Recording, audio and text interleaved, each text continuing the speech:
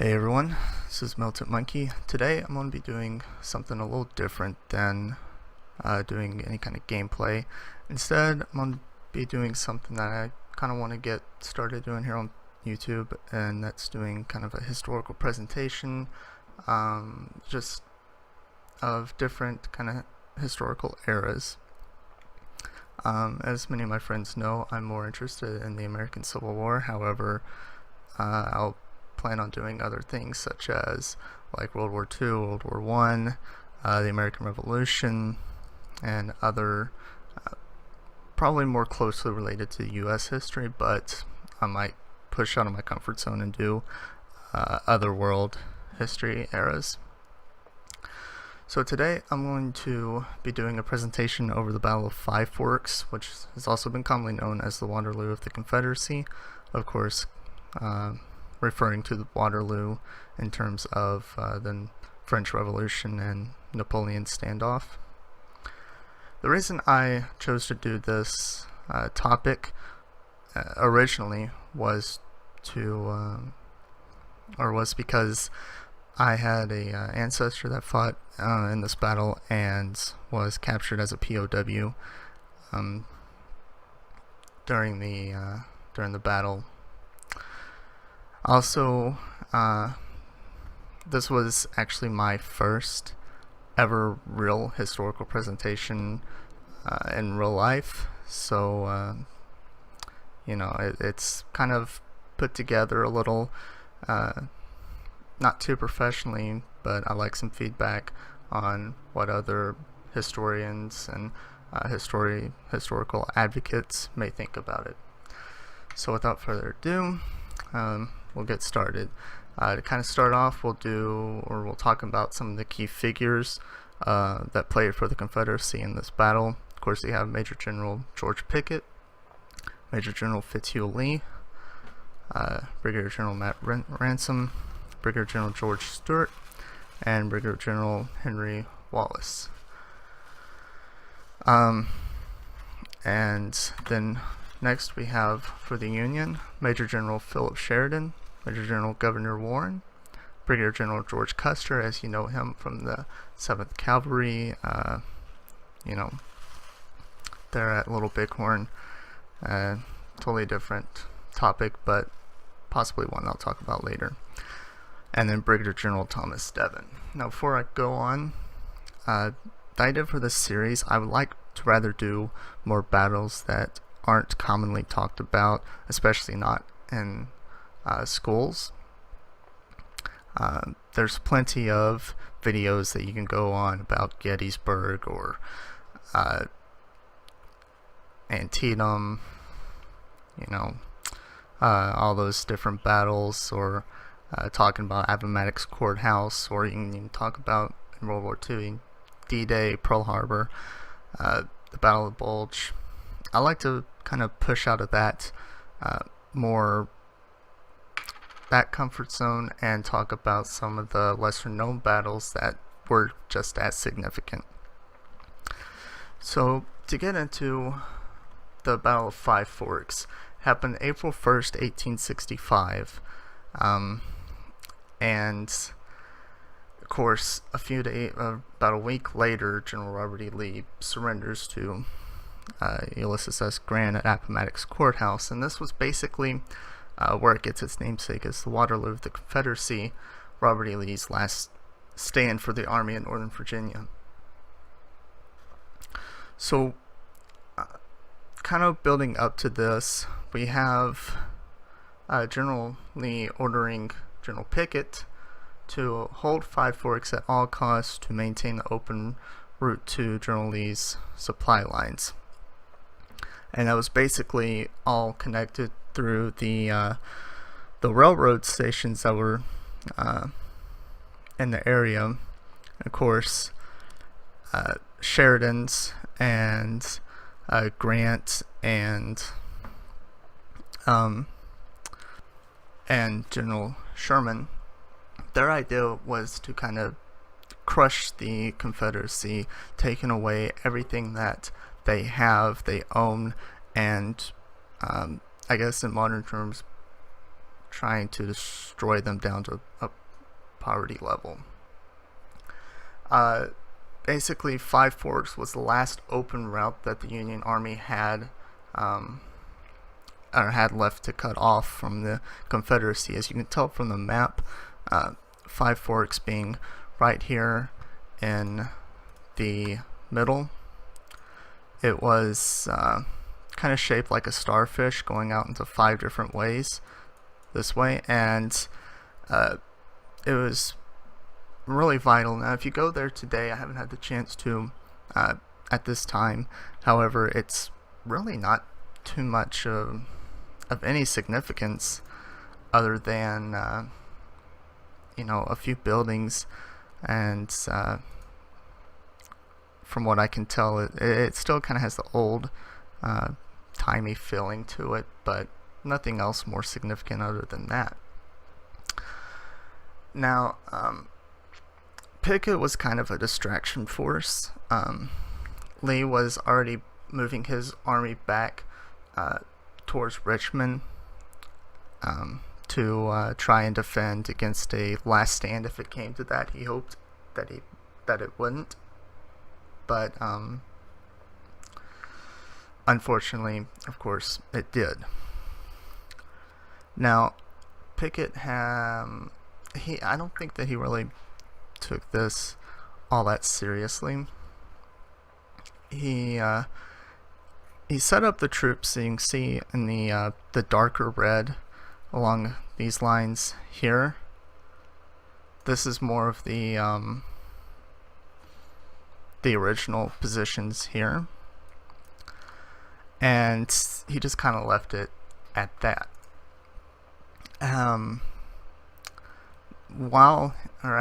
After he had set up everything, he pushed back up here with Fitzhugh Lee and a few other officers of the Corps, and had a shad bake, which is basically just shad's a type of fish. And this was in the morning of April 1st, and didn't think anything else of it. They'd already been here a few days. Nothing really happened. So no big deal, no harm done. Afterwards, whenever General Warren figured out that the Confederate lines were very unorganized, he discovered that they weren't exactly paying too much attention. He took initiative very quickly to push Confederate forces right here at this angle. Also, meanwhile, he's pushing here in the middle, and these troops here are calling for these the far left flank to try and support them from back behind here. Now he has all these General Warren has his troops on his right flank. Notably, you can see I don't remember if at this time if he is still Colonel Chamberlain or if he was promoted to a general rank, but Joshua Lawrence Chamberlain, the hero from Gettysburg of the 20th Maine, you know him if you've read Killer Angels or seen the movie Gettysburg. He's also in this force here on the right flank, still fairly on a Union side, a heroic position here as they move back to kind of squash the Confederates into a surrounded area, because over here on the Confederates' right flank, or the Union's left attacking side, they're also being kind of pushed inwards towards the middle. Now during all this time, the officers of all these units, you notably see Stewart, Wallace, Ransom, you see them, or you have them sending scouts to try and find General Pickett and the other staff officers. Of course, nowhere to be found. Finally, eventually is the better way to put it, So when one of the scouts is finally able to find Pickett and try and get him to hurry up to come down here, but by the time that Pickett gets back down here, it's just about too late to really do anything, honestly. So only after just in terms of normal battles, a very short amount of time, the battle had basically already been won for the Union. During this time, there was originally 27,000 Yankee troops against a command of 10,000 under Pickett. The Union suffered about 1,000 casualties. That's killed, wounded, or captured, and Pickett suffered about 5,000, nearly half of his troops, which were killed, captured, or wounded. Afterwards, after Warren and the Fifth Corps successfully won the battle for the Union, Sheridan actually relieved him from command. We'll read this. Due to the more apparent than real lack of speed, enthusiasm, and leadership, as well as some past grudges and personality conflict, after Warren had just personally led a final heroic charge to end the battle, Sheridan unfairly relieved Warren of command of Fifth Corps when the successful battle concluded. The Union Army held Five Forks on the road to the South Side Railroad at the end of the battle. So basically, to kind of lead up to what that really means, Sheridan kind of had it out for Warren. Not exactly sure why, just kind of a past conflicts really between the two. And Grant prior to the battle told Sheridan that he may do basically whatever he feels needs to be done. And of course, Warren was unfairly detained from leadership. I think that he really shouldn't have been, but due to this, Sheridan was able to basically take all the praise for winning this battle. Now, although Warren was more of the heroic figure in this conflict, Sheridan was also trying to command his people towards the center. As you can see back here, you can see Sheridan is pushing his men up towards the center. Now, of course, this was more of the stronghold for the Confederates along this line here, while Warren is leading all these charges up to break the left flank of the Confederacy. All of his attacks were failing horribly until finally Warren was able to get behind them and push them downwards into them, and then eventually keep pushing this way back and forth. So really the battle victory went towards Warren. Sheridan didn't want that. Sheridan relieved him of command, and yeah, basically. Now, to kind of get back to the Shadvake that you can see up here that General Pickett was attending, well, someone's actually has been nice enough to kind of do a depiction with little mini figurines of how it may have looked.